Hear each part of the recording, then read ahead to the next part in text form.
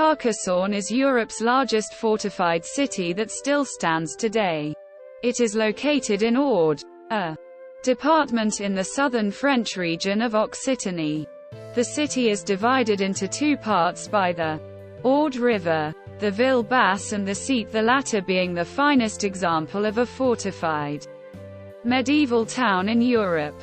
These well-preserved fortifications are the city's main attraction, drawing tourists from near and far and earning it a place in according to folk tradition.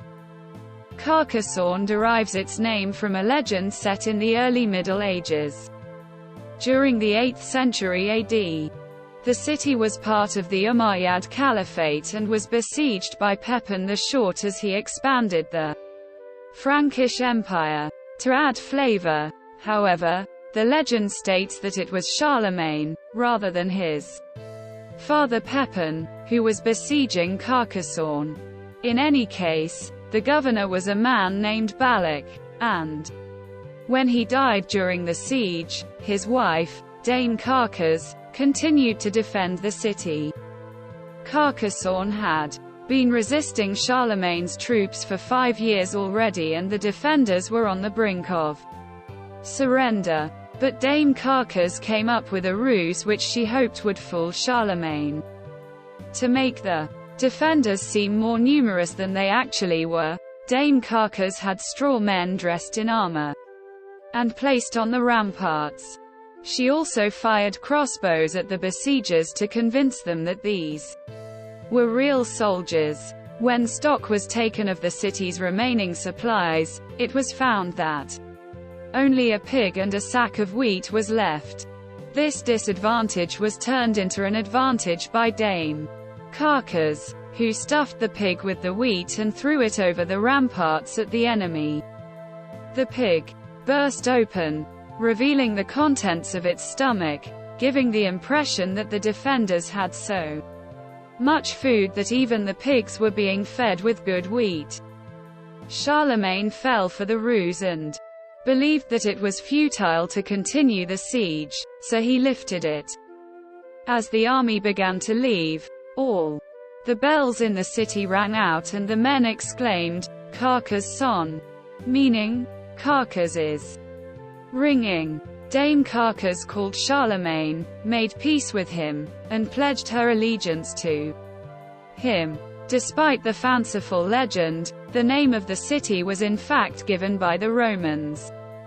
Even before the Romans, the site, being a strategic point in the landscape, was first occupied by the Iberians and then the Volks Tectosages.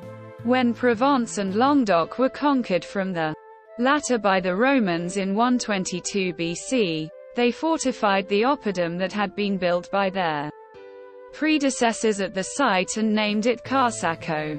Over the centuries, additions were made to the seat by the various peoples who occupied Carcassonne. The Visigoths, for instance, added an inner rampart in 485 AD. Later on, during the 11th and 12th centuries AD, the Basilique Saint-Nazaire and the Château Comtel were constructed by the Viscounts of Carcassonne and Béziers.